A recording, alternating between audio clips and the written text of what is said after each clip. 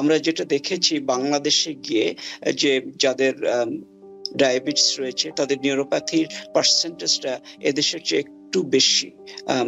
আমাদের দেশে ইভেন কম ডায়াবেটিসে ওর নিউরোপ্যাথি হয়ে যায়। কমপ্লেন করে যে তারা যখন ঘুমোতে যায় তখন যে বেডশিটটা থাকে ওটা যদি পা টাচ করে তখন তাদের প্রচন্ড ব্যথা হয়, কিন্তু তারা বুঝতে পারে না কেন এটা হচ্ছে। যুক্তরাষ্ট্রে আপনি অনেক বছর ধরে প্র্যাকটিস করছেন, 30 বছরের বেশি সময়। আপনার ব্যক্তিগত এক্সপিরিয়েন্স থেকে আপনি যদি নিউরোপ্যাথির যে কেস গুলো এখানে অবজার্ভ করেন সেটা সম্পর্কে যদি আমাদের সাথে একটু শেয়ার করেন। খুব সুন্দর প্রশ্ন।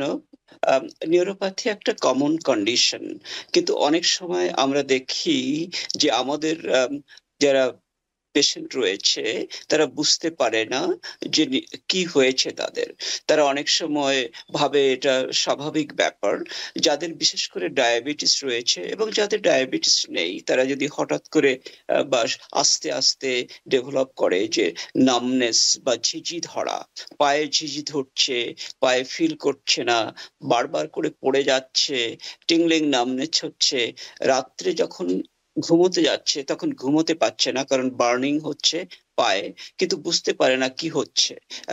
অনেক সময় শুটিং পেইন, ইলেকট্রিক্যাল শকের মতো লাগছে পাটায়, এমন হতে পারে। অনেক সময় তারা কমপ্লেন করে যে তারা যখন ঘুমোতে যায় তখন যে বেডশিটটা থাকে ওটা যদি পা টাচ করে তখন তাদের প্রচন্ড ব্যথা হয়, কিন্তু তারা বুঝতে পারে না কেন এটা হচ্ছে। যদি এরকম কিছু হয় যে বেডশিট টাচ করলে পায়ে ব্যথা লাগে, যদি দেখা যায় যে পায়ে মাঝে মাঝে শুটিং পেইন হচ্ছে, হঠাৎ করে একটা ইলেকট্রিক্যাল শকের মতো লাগছে, অথবা যদি ঝিঝি ধরে যায় পায়ে, অথবা বারবার পড়ে যাচ্ছে একজন মানুষ এবং সে জানে না কেন পড়ে যাচ্ছে, তার মাথা ঘুরোচ্ছে না কিন্তু পড়ে যাচ্ছে, তখন তাকে বুঝে নিতে হবে তার নিউরোপ্যাথি হতে পারে। তখন সে ডাক্তারের কাছে এই প্রশ্নগুলো করতে পারে যে আমি বারবার পড়ে যাচ্ছি, আমার পা ঝিঝি ধরছে মাঝে মাঝে। পা ঝিঝি নাও ধরতে পারে, কিন্তু তারা বারবার পড়ে যাচ্ছে, তখন আমরা টেস্ট করে দেখি যে তাদের নিউরোপ্যাথি হয়েছে কিনা। এ ধরনের সিমটম হলে, বারবার পড়ে গেলে বা ঝিঝি ধরলে বা ব্যথা লাগলে আপনারা ডাক্তারের কাছে যেতে পারেন। ধন্যবাদ। অসংখ্য ধন্যবাদ। আপনি যেহেতু, আমি আসলে আরেকটু জানতে চাচ্ছিলাম যে আপনার ব্যক্তিগত এক্সপিরিয়েন্স, যে এখানে আপনি পেশেন্টদের ভিতরে কমনলি যে কেস গুলো আপনি ডিল করেন পার্সোনালি, আপনি কি ধরনের কেস সিনারিও খুব কমনলি দেখতে পান? মানে কি ধরনের আহ, বয়স রেঞ্জ এবং কোন জেন্ডারের পেশেন্ট বেশি হয়তো বা এই কমপ্লেনটা নিয়ে আসছে, বা কোনো রেস বা এথনিসিটি কমন রিলেশন আপনি অবজার্ভ করছেন কিনা? খুব ভালো প্রশ্ন। ব্যাপারটা হলো আমি তো আমেরিকায় প্র্যাকটিস করি প্রায় 30 বছর ধরে।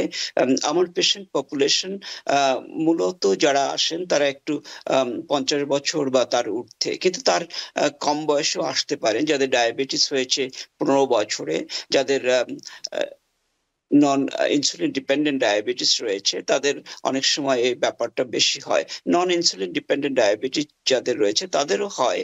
আম, বিশেষ করে যাদের ডায়াবেটিস হয় সে ধরনের রোগী আমরা দেখি, কিন্তু অনেক ধরনের নিউরোপ্যাথি তো রয়েছে। আমরা আজকে আলোচনা করছি ডায়াবেটিস রিলেটেড নিউরোপ্যাথি।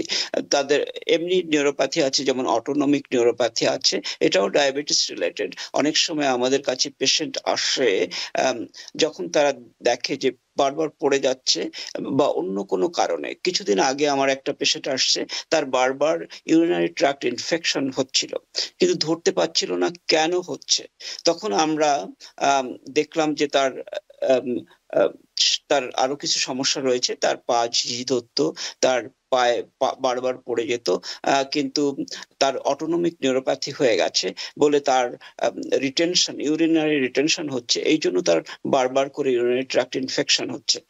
তখন আমরা দেখলাম যে তার নিউরোপ্যাথি রয়েছে এবং এটার থেকে তার অটোনমিক নিউরোপ্যাথি হচ্ছে। অটোনমিক নিউরোপ্যাথি হলে আরো বিশেষ করে আমাদের অনেক লোকের হয়, যেমন প্যালপিটেশন হতে পারে, হার্ট রেটটা একটু দুর্বল হয়ে যেতে পারে, হার্টে ব্যথা করতে পারে, কারণ অটোনমিক নিউরোপ্যাথিটা আমাদের হার্টকে অ্যাটাক করতে পারে। অনেকের আছে ডাইজেস্টিভ সিস্টেমে প্রবলেম হতে পারে, কনস্টিপেশন যেটা আমরা বলি এটা হতে পারে। আর যে পেশেন্টগুলো আসে মূলত আসে যে তাদের পায়ে বার্নিং হচ্ছে, পেশেন্টরা সাধারণত 60 বা 65 বছর বয়স, হঠাৎ করে আসলেন যে তাদের পায়ে বার্নিং হচ্ছে, তাদের ঝিঝি ধরছে, তারা পড়ে যাচ্ছে, এই কারণগুলোই নিয়ে আমাদের কাছে আসে। ধন্যবাদ। কোনো কমন জেন্ডারের সাথে কোনো কমন রিলেশন বা কোনো এথনিসিটি বা রেসের সাথে কোনো কমন অবজারভেশন কি আপনি ব্যক্তিগত পর্যায়ে কি আপনি অবজার্ভ করেছেন? খুব ভালো প্রশ্ন। আসলে এই দেশে যেটা আমরা দেখি, আমাদের মেয়ে পেশেন্ট বেশি থাকে। মেয়েদের যদিও ডায়াবেটিক নিউরোপ্যাথি ছেলেদের ভিতরে বেশি হয়, কিন্তু মেয়েদেরও হয়, কিন্তু মেয়েরা বেশি সেনসিটিভ, এই জন্য ওরা ডাক্তারের কাছে আসে বেশি। আর এথনিসিটি, আমার পেশেন্ট তো আসলে মূলত ককেশিয়ান পিপল, এই জন্য আমরা ওদেরই বেশি দেখি। আমার 2-1 ইন্ডিয়ান পেশেন্ট বা বাংলাদেশি পেশেন্ট রয়েছে, 1 বা 2 বা 3। আমরা যেটা দেখেছি বাংলাদেশে গিয়ে, যে যাদের ডায়াবেটিস রয়েছে তাদের নিউরোপ্যাথির পার্সেন্টেজটা এদেশের চেয়ে একটু বেশি। আমাদের দেশে ইভেন কম ডায়াবেটিসে ওর নিউরোপ্যাথি হয়ে যায়। আমি 2জনকে বিশেষ করে চিনি, তাদের ডায়াবেটিস খুব মাইল্ড কিন্তু প্রচন্ড নিউরোপ্যাথি হয়ে যাচ্ছে। অনেক সময় আমাদের দেশে দেখা যায় একটা সিমটম, সেটা হলো পাটা ফেটে যায়। পাটা ফেটে গেলে প্রচন্ড ব্যথা হয়, সেখান থেকে রক্ত বেরিয়ে আসে, এবং এইটা নিয়ে তারা কমপ্লেন করে। তখন আমি যখন দেখেছি, তখন তার প্রবলেম ছিল, সে এসছে আমার কাছে যে তার পাটা ফেটে যাচ্ছে, তখন আমার কাছে এলো, কিন্তু আমি দেখলাম যে আসলে পাটা ফেটে যাচ্ছে কারণ তার প্রচন্ড নিউরোপ্যাথি আছে, তার ডায়াবেটিস অত সিভিয়ার না, মাইল্ড ডায়াবেটিস রয়েছে। এই ধরনের পেশেন্ট আমরা দেখেছি। অনেকের ইনফেকশন হয়েছে পায়ে, তা সেরে যাচ্ছে না, তখন আমাদের কাছে আসে। এই ধরনের কিছু পেশেন্ট বাংলাদেশে আমি দেখেছি যে ইনফেকশন হয়েছে, অ্যান্টিবায়োটিক খেয়েছে, অনেক কিছু করেছে, কিন্তু সারছে না। তখন আমরা দেখছি যে তার প্রচন্ড নিউরোপ্যাথি আছে, এই জন্য ইনফেকশনটা সারছে না।